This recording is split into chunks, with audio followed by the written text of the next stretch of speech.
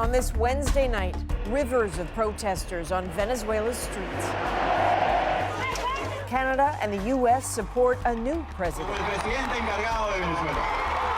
But what does Venezuela's military want?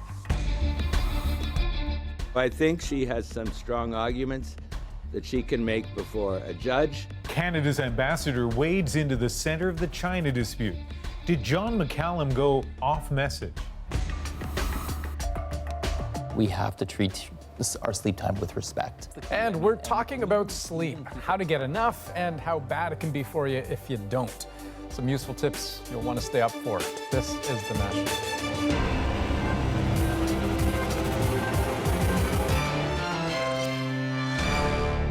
Diplomats normally use diplomatic language, and Ottawa is most definitely in a diplomatic standoff with Beijing. A high-profile extradition case in this country, the subsequent detention of Canadians in China. So eyebrows were raised, to say the least, when Canada's ambassador to China weighed in with his own assessment of the legal case. So I think she has some strong arguments that she can make before a judge. I am sorry that this incident, this difficult incident, arose. It was a total surprise for everybody in Canada. But it happened, and we have to deal with it. Striking a chord more political than diplomatic, John McCallum made no secret he'd prefer to see this whole matter just go away. What we don't know is whether those comments will ultimately help or hurt. But as Katie Simpson tells us, what is clear, his words go well beyond the official line taken by the federal government so far. Got a big crowd here today. Only news outlets with a primarily Chinese audience were invited to the ambassador's Q&A session. Over 40 minutes, John McCallum advocated for Meng Wanzhou's release, along with the two detained Canadians. Well, my hope is that that will be the outcome, but it is not something that I necessarily control. His shockingly candid remarks went even further when he questioned the U.S. for requesting the Huawei executive's extradition. I never expected that we would have this problem thrown at us. I cannot speak for the motives of the United States. You'd have to ask Donald Trump or someone in the U.S. government. The Prime Minister was careful with his words, dodging questions on whether he shares the ambassador's opinion. We will ensure as a government and as a country that all the rules and the independence of our justice system is properly defended and properly supported. Canada has said all along, this is a legal matter, a position that was undermined when President Donald Trump said last month he'd be willing to use the arrest as a bargaining chip in his trade war with China, drawing accusations Meng's arrest was politically motivated. McCallum's comments yesterday don't help matters, according to one former ambassador who says it appears McCallum went rogue. Mr. McCallum should have shown more restraint and not immerse himself in an already very complicated judicial process. But not everyone in the diplomatic community agrees. He certainly did it because he was acting on instruction from the government to be able to soothe the tension and perhaps even act as Canada is victim in all of this. The opposition says decisive action needs to be taken. It's hard for me to see the value added that the ambassador has added to this scenario. If I were Prime Minister, I would fire John McCallum. The government is not taking that advice, and John McCallum is still ambassador to China. And Katie, are we getting a better sense of whether John McCallum is trying to advance a coherent government strategy here, or whether he was just going rogue? Signs so far point to McCallum going rogue. Sources I'm speaking to in the diplomatic community are puzzled by what he said, and his comments could actually expose Canada to more criticism from the United States if authorities there think that he's crossed a line and compromised their legal case. So far, I'm told, though, there have been no complaints from the Americans, at least yet. Andrew? Okay, Katie Simpson in Ottawa tonight. Thanks. Thanks. Okay, Adrian, now in another part of the world, another very different kind of conflict, the sheer magnitude of which has really made the world pay attention. Right, we're talking about Venezuela, which has been locked in this ever-growing crisis. So Venezuela, the despair, the desperation, the democratic upheaval seeming to intensify there by the month. Along the way, This lingering question, when does it all come to a head? Well, today, events began moving very fast.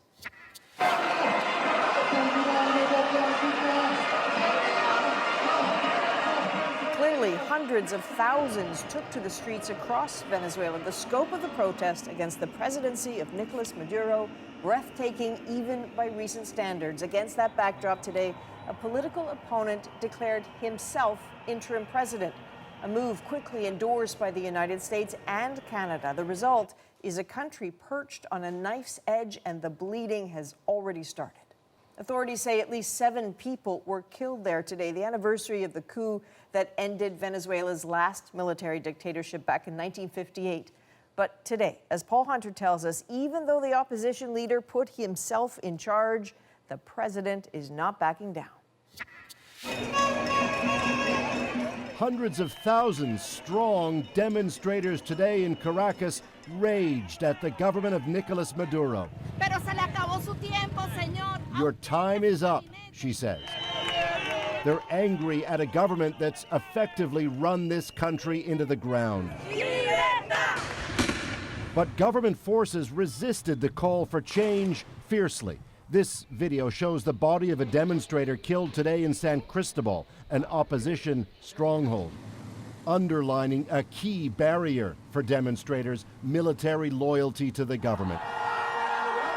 But amid all of that, a remarkable political declaration. Asumir formalmente las competencias.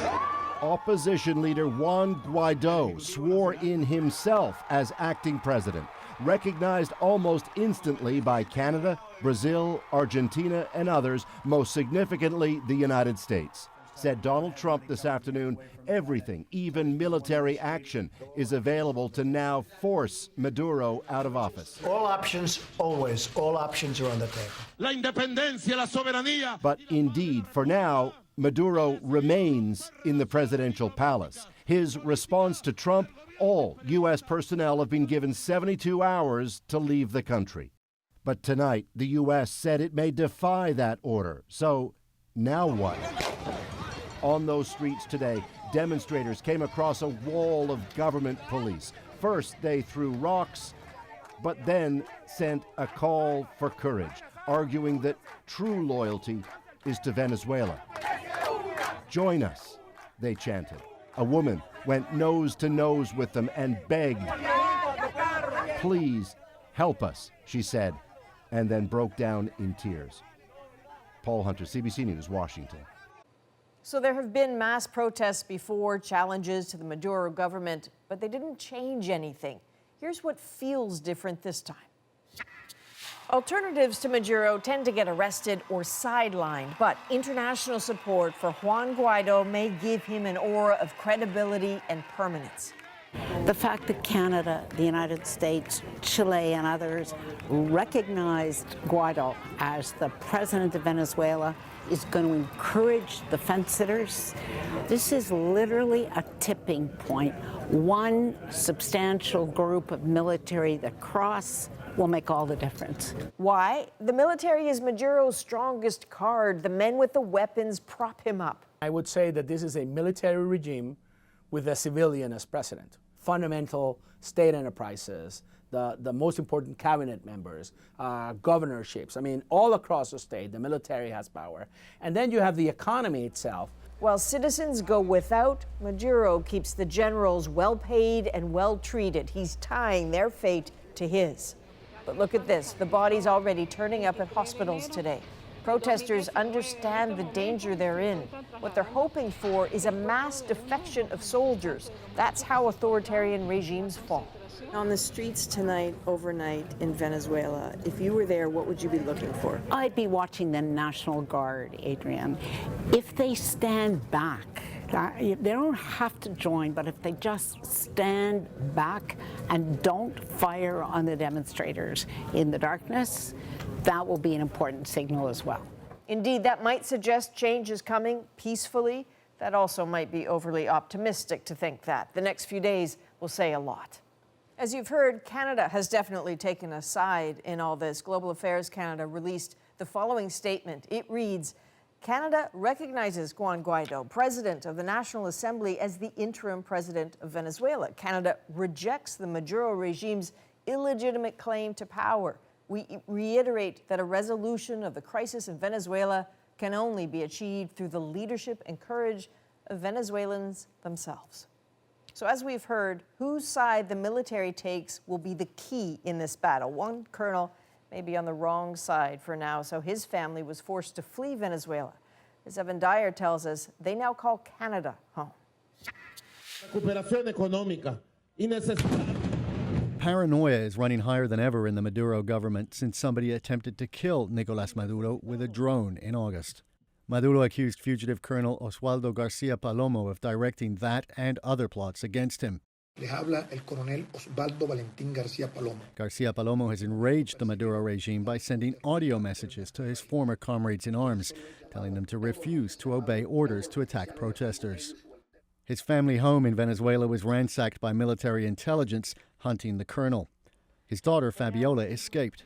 So I just escaped through a window, and then I jumped off a mountain, and it was like I was a fugitive, you know, because I started to run. She was able to join her father, and together they fled overland to Colombia. His wife, Sorbaida Padilla, and their son Oswaldo Jr. suffered through 4 days of brutal interrogations. She says they were hooded, pepper sprayed till they choked, and given electric shocks. Other family members, even young Oswaldo's girlfriend, were brought to the detention center. All the moment they say that if I didn't cooperate with them and tell them where was my father, they will raid my girlfriend and all my family. After 4 days, they were released. They immediately left the country and came to Canada. Eventually, Fabiola joined them in Montreal. Back home, the armed forces have seen waves of arrests. My husband is on the right side of history, says Padilla. He's still loyal to the oath he took the day he graduated military college. Soldiers must not repress their own people. And that's also the message coming from Juan Guaido. Hear us, Venezuelan soldier, he says. This is the moment to defend the Constitution, but also your own family and your own honor. Tough choices with serious consequences for those who wear the uniform in Venezuela.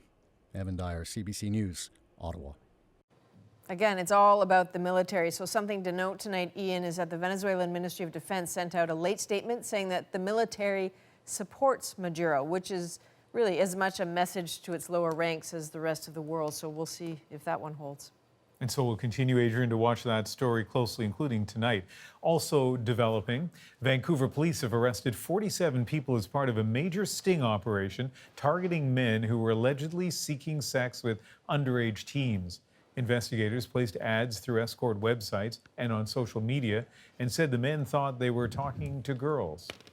They would agree on the act, they'd agree on the fee and the location. The 47 men we arrested are from all walks of life, ethnicity, education, and employment. 7 men have been charged, among them a former trustee of the Vancouver School Board and a former teacher at a Catholic private school.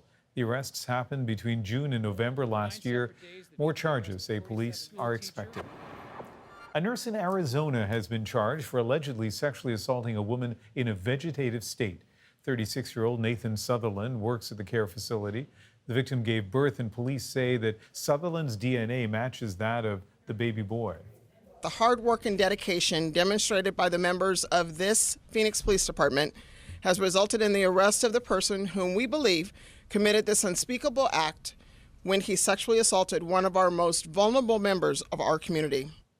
The 29-year-old victim has been in the clinic since she was a toddler. Staff said they didn't know she was pregnant until she went into labor.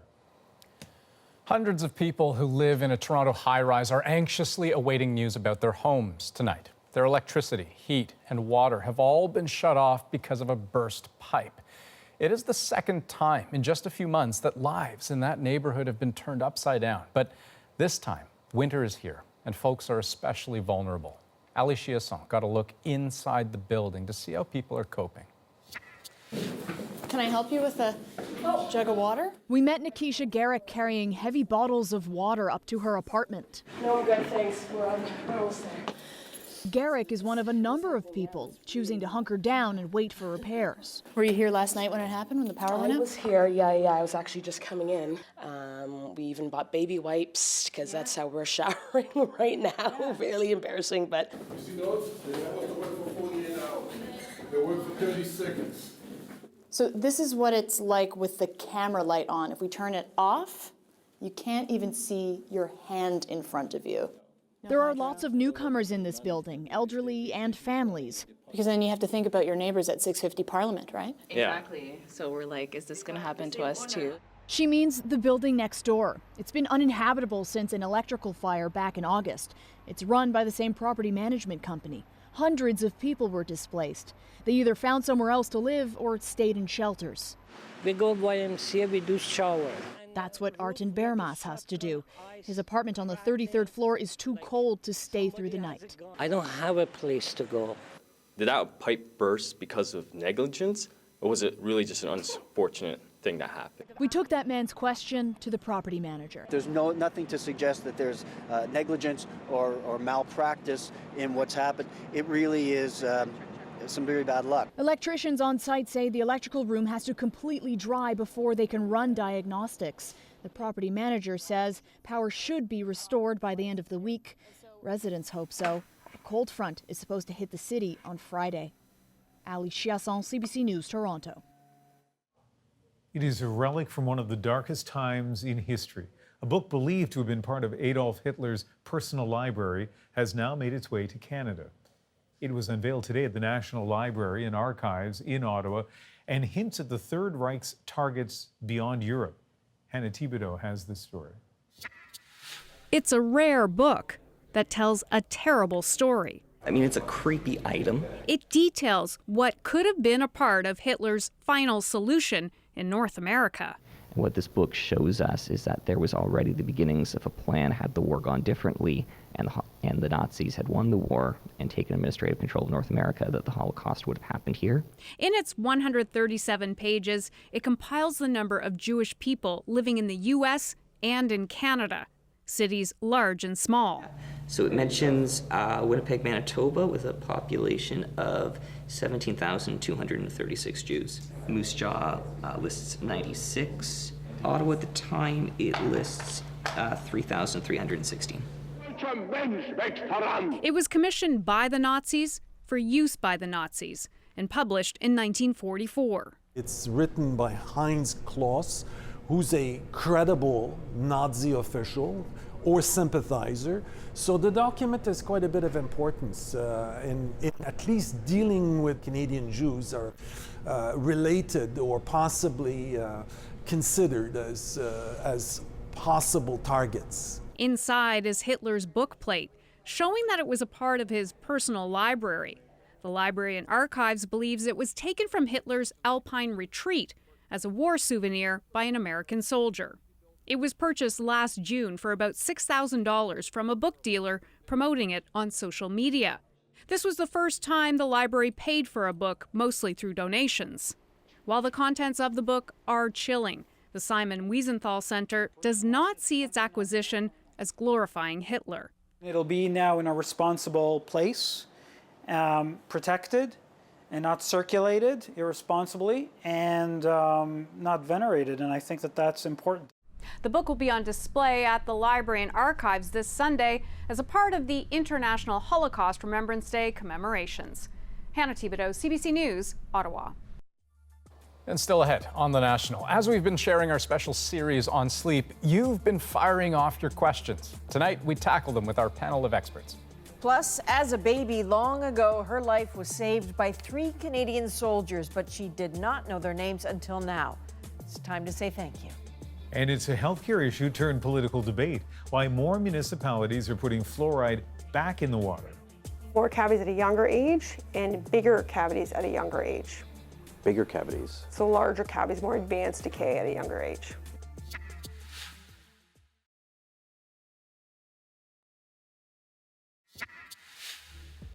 The U.S. Centers for Disease Control call it one of the greatest public health achievements of the 20th century. Fluoridated drinking water has long been credited with lowering levels of tooth decay in children, and yet Canadians are a lot less likely than Americans to have it in their tap water. In recent years, cities across this country have been removing the substance, but as Vicadopia explains, there are signs that trend is changing. Keep your tongue out for me. Windsor dentists have been seeing the signs for a few years now. More children with bad teeth. More cavities at a younger age and bigger cavities at a younger age. Bigger cavities? So larger cavities, more advanced decay at a younger age. Windsor stopped putting fluoride in its water 6 years ago. Public health officials say serious tooth decay has since soared by 50%. The rate of urgent dental care is now twice as high as the rest of Ontario. Yemi Kalito's two oldest kids were raised on fluoridated water and both have healthy teeth, but the two youngest weren't and had to be treated for serious tooth decay. Same, oral hygiene, but you can see the difference between, all four of them. Last month, City Council voted to put fluoride back into its water supply, but that hasn't ended debate in Windsor.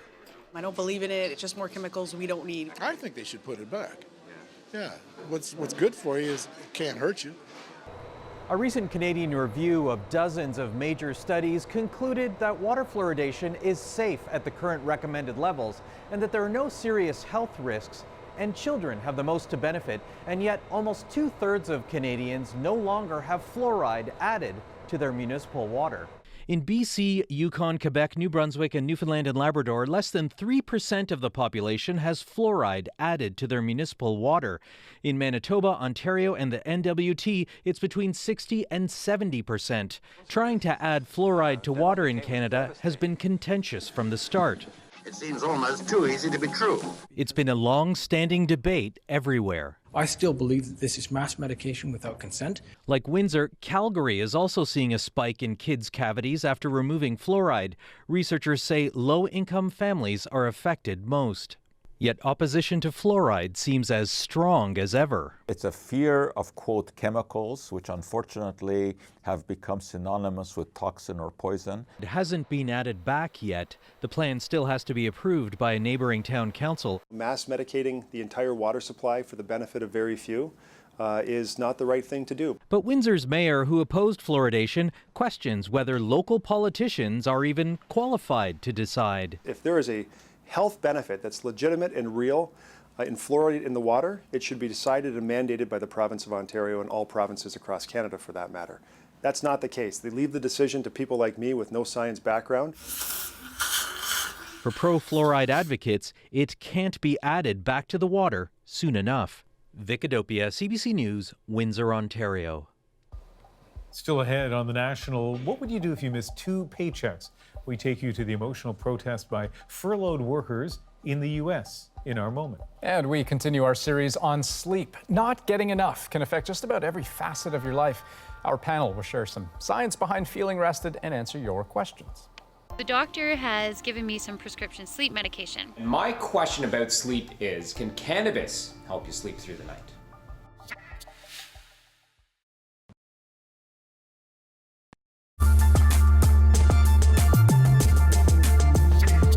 Sleep. We all talk about it.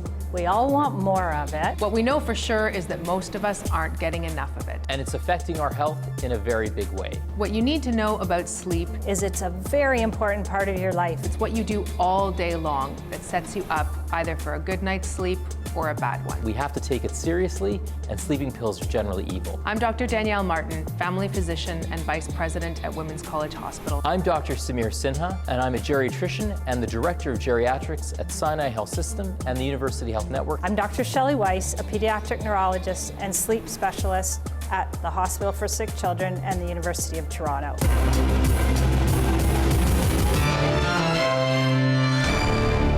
Yeah, we all need it. We don't all get it. That is sleep in a nutshell. And here's a number to frame all of this. So according to a national poll, almost 60% of Canadians would say they're not getting enough sleep.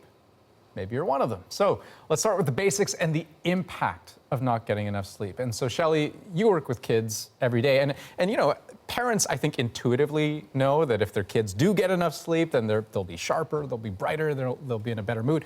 What else do we need to know? Sure. So it's not just parents. There's really good science that lets us know that children who are chronically sleep deprived, so not getting enough sleep for many days, they'll have problems with memory, learning, attention, behavior. There can also be effects on the immune function. Obviously, they're not going to exercise because they're going to be tired. So a whole lot of effects from not getting enough sleep when you're a child. And if you, I guess, progress, into adulthood, so what are the other, a lot of the same concerns would also apply. Of course, I think we all intuitively know that our mental health is deeply linked to our sleep, both when you're not feeling well mentally or emotionally, that will affect your sleep, and vice versa. Our social interactions, our capacity to concentrate and, perform well at work. And then there's all kinds of physical and physiologic functions that sleep serves, including memory and the way that your brain stores information. There's a lot of background work happening in the brain as you sleep, and a lot of repair going on and healing all throughout the body of different kinds. Samir, as you get even older, so first of all, if we're talking about seniors, how many hours of sleep do they actually need per night? Really, if you feel well rested in the morning, you feel like you got a good sleep, then you're doing okay. It's just important for people to remember that as you get older, you don't sleep as deeply as you used to. So you might have more interrupted sleep. Your sleep might not be as longer. But the key is it's still important to get a good night's sleep as an older person, because if you wake up tired and fatigued, it might affect your memory, and especially if you have some memory concerns or you might have some physical concerns, it could increase and diminish some of your senses and increase your risk of falling and other problems too. According to the Canadian Institute for Health Information, 1 in 10 seniors take sleeping pills. Now, we have a question here. This is coming from Crystal from Yukon. And as you'll see, she's not a senior herself, but she has a question that will be applicable to a lot of people. So have a listen. Hi there, I live in the Yukon and I've got a quick question about sleep and specifically prescription sleep medication. I can generally fall asleep no problem, but the issue is that I wake up all night long. I wake up and I feel very tired and super groggy. So the doctor has given me some prescription sleep medication. But my question is, am I actually getting a proper good night's sleep? Am I actually sleeping? Or am I more in a mini drug-induced coma? Anyhow, thanks so much for your help. Well, thank you for the question, Crystal. So, Samir, let me let you handle that question. The challenge of sleeping pills, especially in older adults, is they can make you groggy and feel more drugged in the morning, which can affect your thinking and memory, but also can significantly increase your risk of falling. That's why we try and avoid sleeping pills, especially in the elderly. But what do you mean affect you in the morning? Because if you're taking them the night before? Yeah, because the key is, if there's a perfect medication that lasts exactly the length of sleep that you have, then that would be a miracle medication. But right now, what I always say to my patients is that even though you wake up at 8 a.m., that medication may still be in your system for up to 24 hours. And that's where those things can be especially problematic in older adults. But even younger people, when they take sleeping pills, they find that it doesn't necessarily do the trick. We have another question that Jay in Ontario recorded for us. Have a listen to this. Hi there, my name is Jay and I am from Ontario, and my question about sleep is, can cannabis help you sleep through the night? Okay, so Danielle, maybe I'll throw that one to you. I mean, speaking of sleep aids, cannabis? Sure, that this is a common form of self-medication, right? And not just cannabis, but alcohol as well. People will often say that they find having cannabis in whatever form or, a drink of some kind before they go to sleep helps them to relax and go to sleep. And that may be true, that it helps to initiate sleep. But what we know is that the quality of that sleep may not be the same. And so very often people won't wake up feeling as refreshed or as rested as they would if they had fallen asleep on their own steam, so to speak. We know a lot more about alcohol than we do about cannabis. It's an emerging field of research. There's a lot still that we don't know, but for now, there's no good evidence that it's a safe or effective way to help you to get a good night's sleep. Right, the fact that you feel tired or aren't getting enough sleep, that actually just may be a sign of something else going on, and so sometimes we need to get under to the next layer down to try to figure that out. Shelley, what's your take on ensuring a proper and effective sleep environment?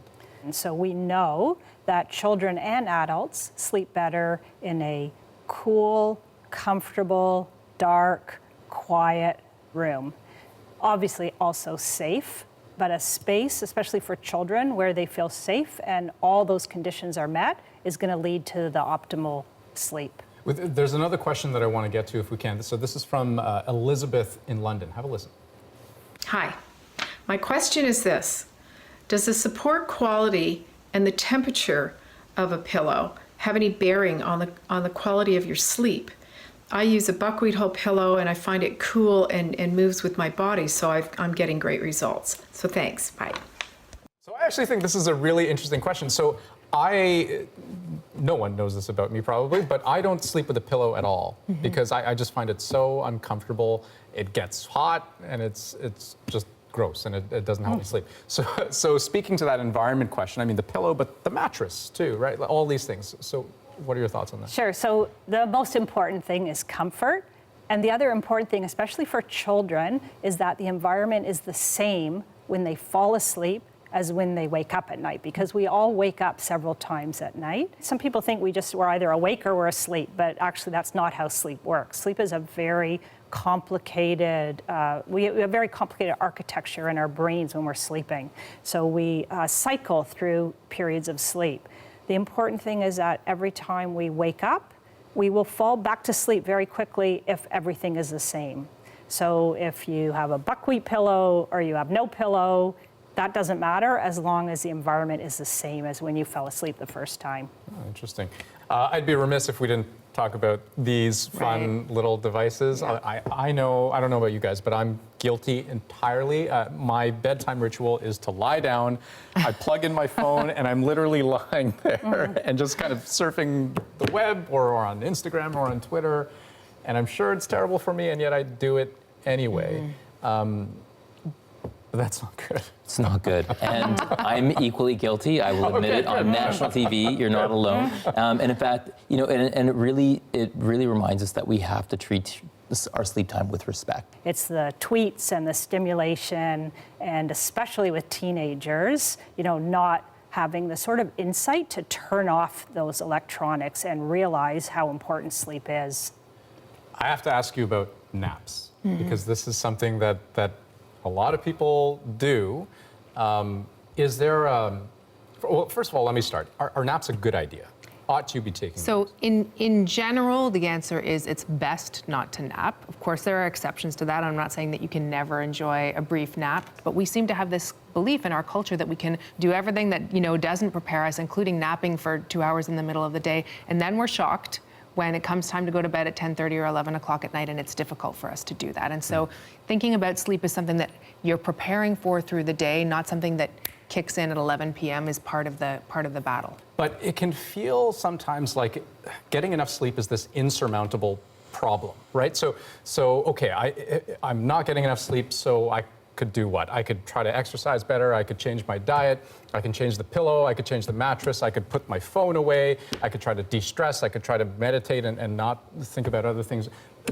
But it's hard to know which, if any of these solutions is actually going to produce the result that you're trying to get, which is to ultimately get better sleep. I mean, the answer is you start with the thing that distresses you the most. And, for you, that might be about setting a regular bedtime. And for me, it might actually be less about sleep and more about making sure that I get more regular exercise. And for Samir, it might be what he's eating or whatever. So each of us needs to start from where we are. But I think we need to see these things as linked to one another. Your sleep is not so separate from your diet and your nutritional choices and your exercise choices and the way that you choose to live other parts of your life. All of these things are about, building towards a healthier, happier existence for all of us. It's interesting because as I work with my older patients and I let people know that, there's no magic amount of time, but the goal is to get a good sleep.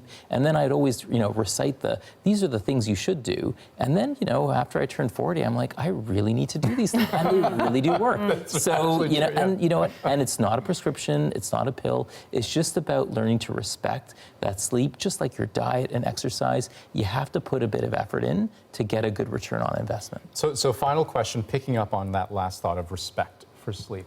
I mean, do we really need to fundamentally rethink the value that we put on sleep? Because I think of lots of people who I know, myself included, who occasionally brag about the lack of sleep that they get. That it's this sort of badge of honor. It's a sign that you work so hard and you're so ambitious and you get lots of stuff done, all at great personal sacrifice. Does that need to just be completely turned on its head? I think the important word you said was occasional. So occasionally, nobody's going to sleep well every night. Occasional is okay. It's the people who are missing sleep on a more chronic basis or are unhappy with their sleep on a more chronic basis that where there really is a problem. We may pretend, that it's a badge of honor, but actually we worry about it and think about it a lot. And one of the good things about a conversation like this is that it reminds us that a lot of this stuff is in our control. There's a lot that we can each be doing. It's not actually that hard to do. Danielle, Shelley, Samir, very insightful, wonderful to talk to you. Thanks so much, guys. Thank you. Thank you. Thanks. Okay, so our special series on sleep continues this week with more solutions to stop your tossing and turning, which I know we all do from time to time. So later this week in The Fix, Nick Purdon meets the writer who very much wants his stories to put people to sleep. I mean, what's the goal ultimately of the sleep story? The goal of the story is to guide the listener to sleep, to really kind of soothe and lull them off to a peaceful sleep. Right. So is there an ending then? Did they get to the end? The goal is for the listener to not get to the end, which as a writer of stories is a little strange. So you put people to sleep for a living? I put people to sleep for a living, yes. Non-chemically induced sleep, I suppose, is one way to think about it. That is strange, but fascinating and maybe very helpful. So next week also our series continues. Duncan McHugh meets teenagers whose lives are increasingly sleep deprived. So we're talking about young brains getting fewer than 6 hours shut-eye a night. And a reminder that you can watch Duncan's previous docs about sleep and memory and also why sleep apnea is so underdiagnosed. That's all on our YouTube page. Next on The National, one more story you'll want to stay up for. For decades, Mary Crabb knew she had 3 Canadian soldiers to thank for her life. She just didn't know who until now. Tears were running down my face to think that that was me. I'd never be able to thank them enough, would I? I owe my life to them.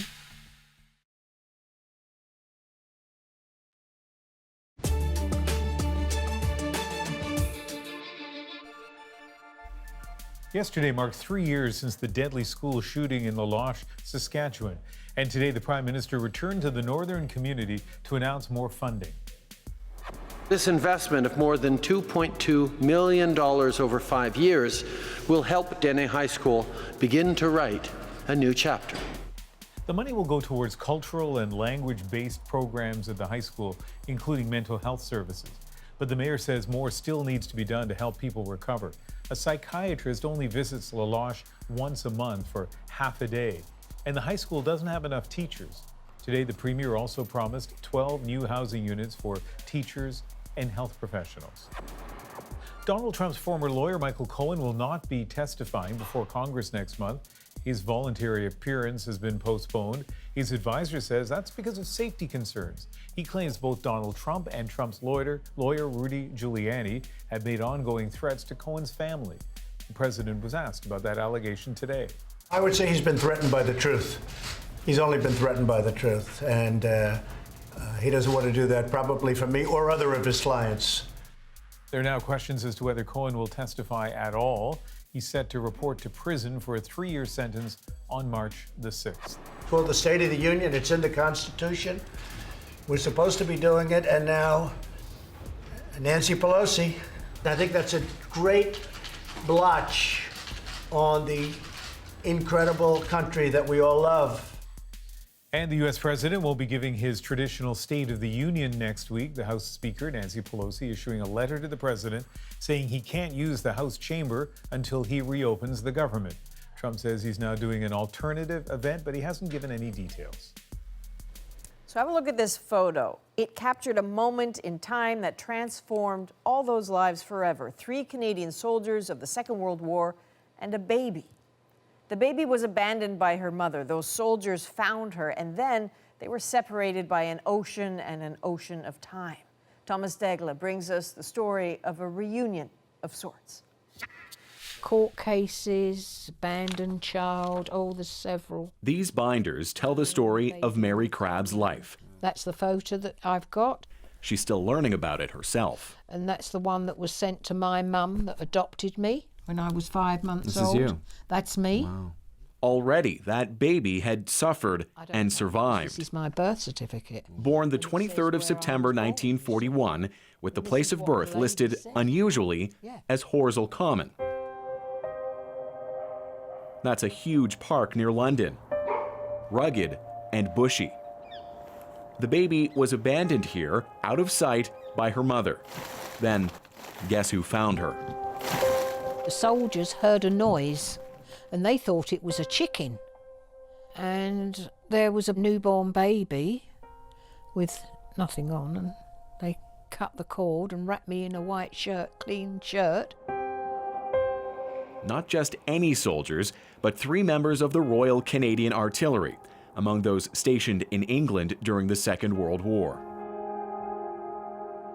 Tears were running down my face to think that that was me. Crabb's nephew only recently discovered this photo, revealing the men in uniform she never got to thank. I'd never be able to thank them enough, would I? I owe my life to them. While Crabb spent her life in suburban Hertfordshire, little did she know, an ocean away in snowy Canada, her story was resonating deeply. Holy crap. Pretty powerful. Little did Crabb know that one soldier's family was keeping a book of their own, complete with that now familiar picture featuring Sergeant Ernie Curtis in the middle. His diary entry from that day simply marked, "Found a newborn baby." He just said that he and 2 of his buddies had found a baby in a field or meadow, but he just wished that she was well, and he searched for her.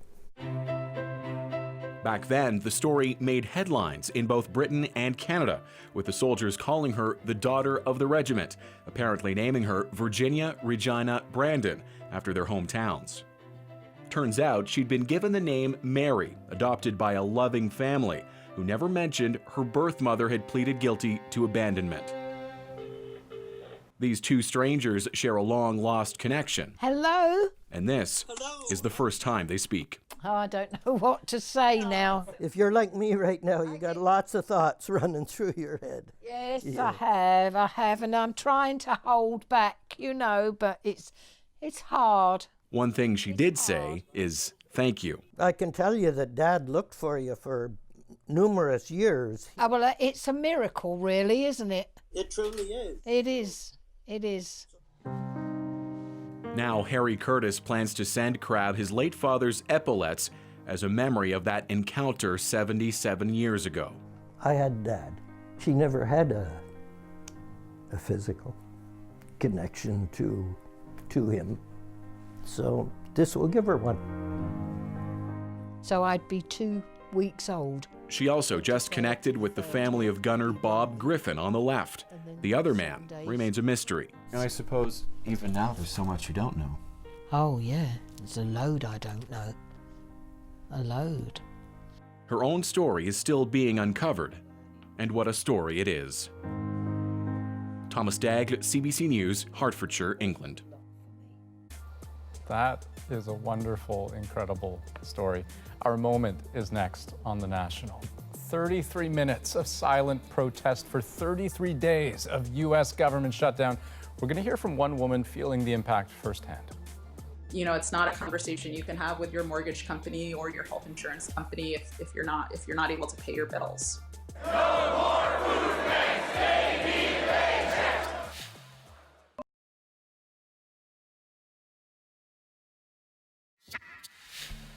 The U.S. government shutdown has hit day 33, and federal workers and their families want their voices heard. So today, dozens gathered in Washington where they turned their anger into silence. Alex Dodds was at the protest, and she explains why in tonight's moment.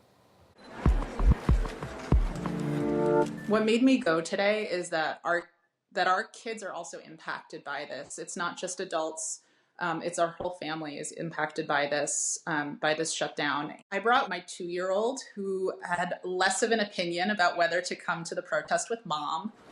The scene today was quiet. People held up empty paper plates to symbolize the hardship families are facing right now, putting food on the table. It was very moving.